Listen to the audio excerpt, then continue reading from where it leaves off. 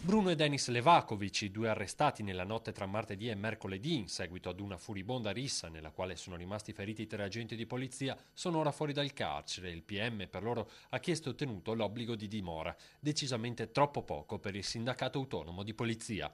Oggi vediamo che delle persone che meriterebbero in qualche modo di subire quantomeno una carcerazione preventiva vengono scarcerate immediatamente. È quasi offensivo per i poliziotti ricevere questo, dopo che l'oltraggio era stato messo in discussione. Oggi ci troviamo con delle resistenze da parte di persone che hanno quasi la consuetudine ad attività di questo tipo dopo che hanno avuto una festa particolare.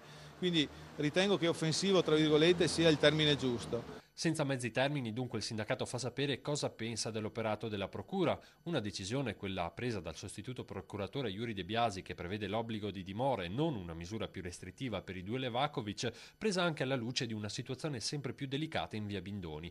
Inoltre, lasciare i due in carcere avrebbe provocato probabilmente altre tensioni e malumori. In attesa delle telecamere, la cui installazione è stata annunciata dal comune nella zona, dal sindacato arriva un'altra denuncia: troppo pochi gli uomini per intervenire in situazioni difficili come la maxi rissa dell'altra notte.